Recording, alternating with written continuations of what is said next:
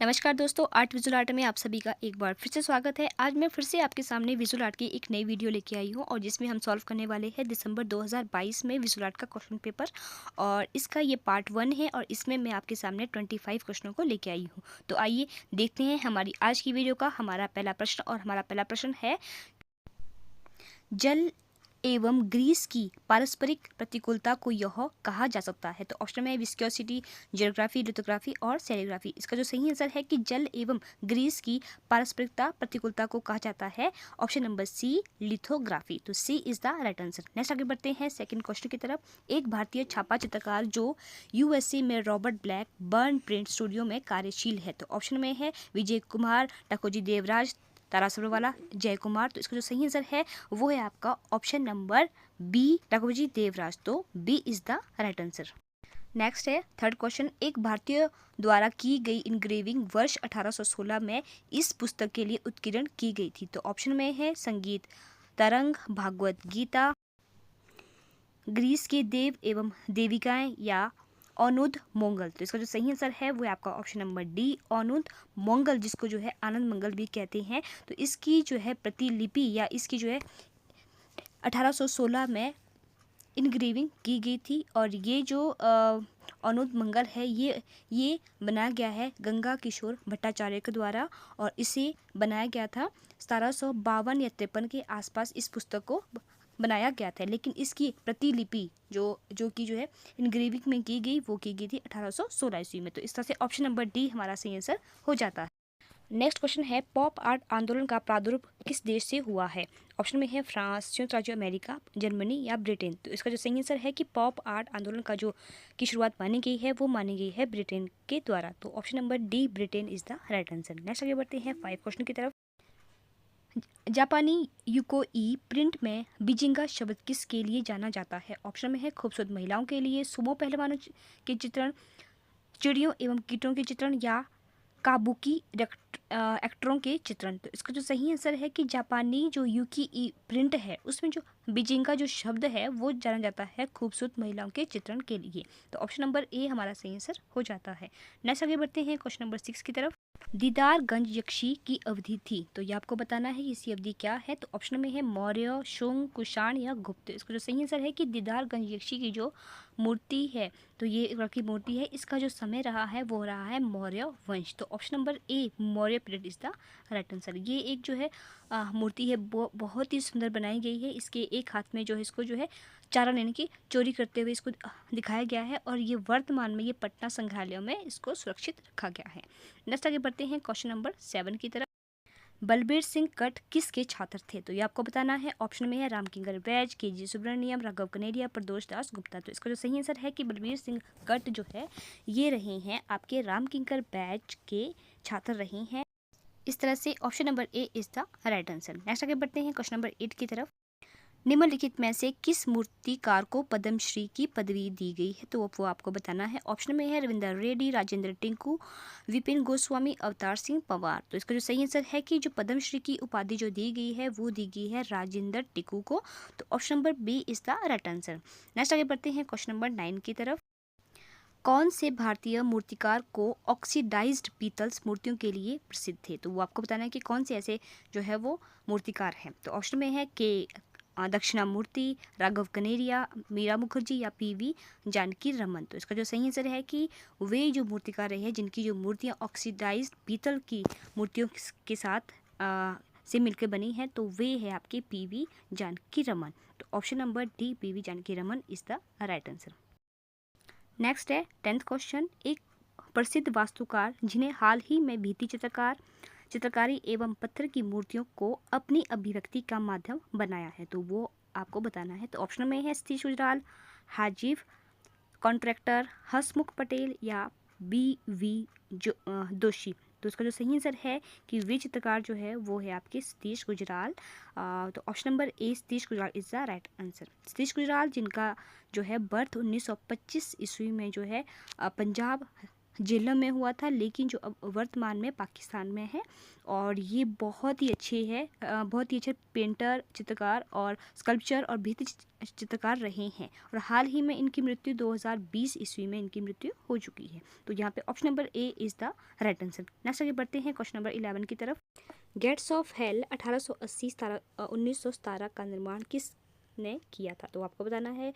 Option में है डोनातेलो अगस्तिनो Lorenzo गिबर्टी या पीटर पाल रूबेंस। तो ये बनाया गया था अगस्त रोंदा के द्वारा।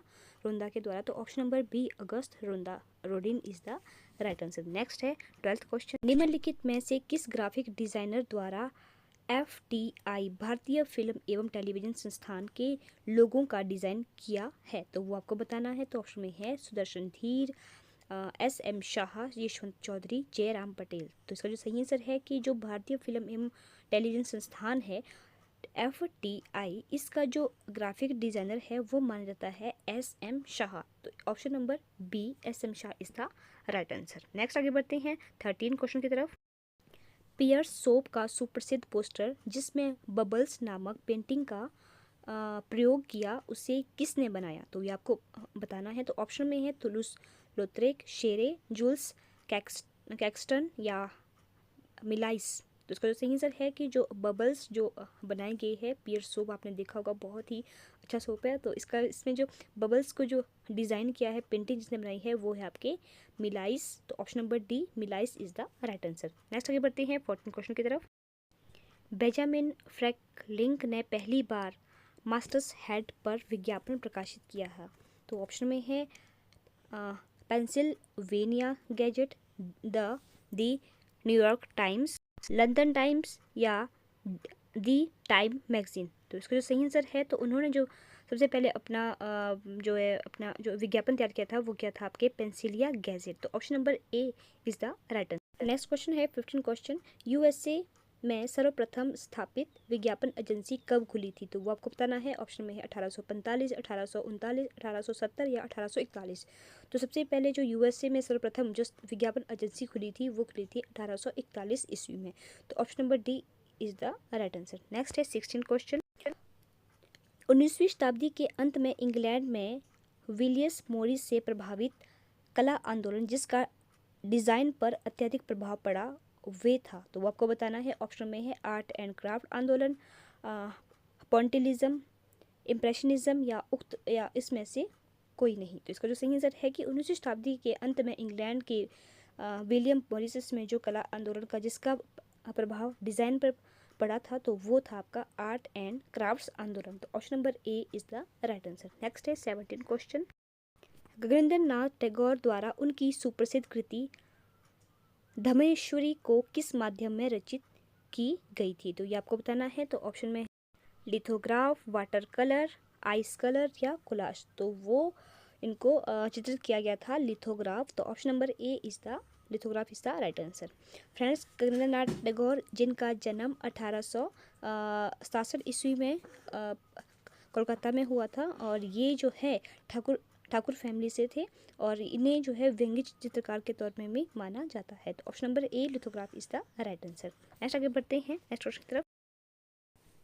इकोल डे बोजा आर्ट कॉलेज में अमृता शेरगिल के शिक्षक कौन थे? तो ये आपको बताना है। ऑप्शन में है पिकासो, लुसियन सिमोन, हेनरी मातिस या फर्नांड लेजर। तो इसका जो सही आंसर है कि इकोल डे बोजा आर्ट कॉलेज में अमृता शेरगिल के जो शिक्षक रहे हैं, वो है आपके लुसियन सिमोन। तो option number B Lucien Simon is the right answer. Next है 19 क्वेश्चन। भारतीय प्रागैतिहासिक पेंटिंग में अधिकांश कौन सा रंग प्रयुक्त होता था? तो ऑप्शन में है रेड अकर, चौक, काला या कोबाल्ट। तो इसका जो सही आंसर है कि जितनी भी जो भारतीय प्रागैतिहासिक पेंटिंग बनी है, पुरानी जितनी भी पेंटिंग बनी है, तो उसमें मोस्टली जो है वो रेड ऑकर यानी कि लाल ऑकर रंग का प्रयोग ही इसमें देखने को हमें मिला है। तो इस तरह से option number a is the right answer. Next है 20 क्वेश्चन।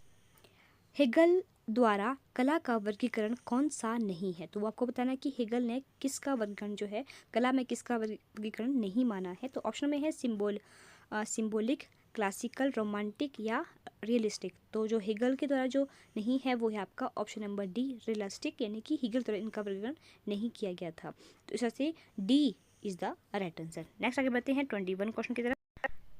प्लेटो के पूर्व के दर्शन शास्त्रियों को कहा जाता है, तो आपको बताना है। तो ऑप्शन में है सोफिस्ट, इयॉन, फिलिप्स या स्टियो ऑरेट्रिया। तो इसको जो सही आंसर है, जो प्लेटो के जो पूर्व दर्शन शास्त्री को कहा जाता है सोफिस्ट। तो इस तरह से option number a sophist is the right answer. Plato के पूर्व के दार्शनिक को सोफिस्ट कहा जाता है, जैसे कि सोफिस्ट के लेखन के केवल छोटे हिस्से ही बचे हैं। वे मुख्य रूप से प्लेटो के कार्यों के माध्यम से जाने जाते हैं। प्लेटो के संवाद सोफिस्ट के विचारों पर उनके आमतौर पर शत्रुतापूर्ण विचार प्रस्तुत करते हैं, जिनके कारण वे सोफिस्ट के आधुनिक दृष्टिकोण के लिए एक लालची प्रशिक्षक के रूप में जिम्मेदार, जो धोखे को सिखाता है। तो इस तरह से option number a sophist is the right answer. Next है 22 को, ललित कला अकादमी नई दिल्ली की स्थापना किस वर्ष की गई थी? तो ये वेरी वेरी इंपॉर्टेंट क्वेश्चन है और ये कई बार पूछा गया है। तो ऑप्शन में है 1947, 1962, 1654 और 1975। तो इसका जो सही आंसर है वो आपका यहाँ पे 1654 नहीं है, यहाँ पे 1954 है। यहाँ पे जो है वो मिस्टेक्स हो गया था, तो ये 1954 है। तो 1954 में जो है ललित कला अकादमी दिल्ली की स्थापना की गई थी। 5 अगस्त 1954 ईस्वी भारत सरकार के द्वारा इसको स्थापित किया गया था। और यहाँ पे जो है मूर्ति कला, चित्रकला और ग्राफिक कला और इसके अलावा जो है गृह निर्माण आदि जो कलाएँ हैं वो यहाँ पे हमें देखने को मिलती है। तो इस तरह से option number C 1954 is the right answer. Next आगे बढ़ते हैं 23 क्वेश्चन की तरफ। डोकरा कास्टिंग तकनीक स्वदेशी कला का एक उदाहरण है, तो वो आपको बताना है कि किसका है। तो ऑप्शन में है sand casting, piece mould casting, flexible mould casting या लॉस्ट वैक्स कास्टिंग। तो इसका जो सही आंसर है वो है आपका लॉस्ट वैक्स कास्टिंग, जो कि ऑप्शन नंबर डी, जिसे जो है वो डोगरा विधि भी कहा जाता है। तो इस तरह से option number D is the right answer. Friends, जो हमारी ये सिंधु घाटी सभ्यता के समय जो हमें वहाँ से जो भी जितनी भी मूर्तियाँ मिली है, जैसे कि आपको पता है, तो वो सभी के सभी जो है वो जो है डोगरा विधि में ही इसको बनाया गया है, यानी कि लॉस्ट वैक्स कास्टिंग विधि से ही इसको बनाया गया है। तो इस तरह से option number D is the right answer. Next आगे बढ़ते हैं 24 क्वेश्चन की तरफ। डोगरिक, आयोनिक एवं कॉरिथियन प्रणाली किस अवधि की वास्तुकला में विकसित हुई थी? तो ये आपको बताना है। तो ऑप्शन में रोमन, बाइजेंटाइन, एस्ट्रकन्स, ग्रीक। तो इसका जो सही आंसर है वो है आपका ऑप्शन नंबर डी, यानी कि ग्रीक। तो D is the right answer. Next है और आज की वीडियो का हमारा लास्ट क्वेश्चन है कि रिचर्ड सेरा, रॉबर्ट मॉरिस एवं लॉरेंस विनर 1960 एवं 1970 में किस कला आंदोलन के से संबंधित थे? तो वो आपको बताना है। ऑप्शन में है pop art, photo realism, process art या लैंड आर्ट। तो इसका जो सही आंसर है वो है आपका ऑप्शन नंबर सी, यानी कि प्रोसेस आर्ट। फ्रेंड्स, मैं ये जो भी मैंने आपको आंसर बताया है, मैंने आपको फटाफट आंसर बताई है, सिर्फ on the to the point ही बताया है, ताकि ये वीडियो बहुत लंबी ना बने। वैसे ही मैंने इसको जो है छोटे छोटे पार्ट में डिवाइड किया है, ताकि वीडियो काफ़ी लंबी होती है तो काफ़ी बोरिंग भी होती है, तो इसीलिए मैंने इसके छोटे छोटे पार्ट्स में इसको डिवाइड किया है। आई होप आप सभी को समझ आ गया होगा। तो आइए अब हम मिलते हैं अपनी नेक्स्ट वीडियो में, तब तक के लिए आप सभी का बहुत बहुत धन्यवाद।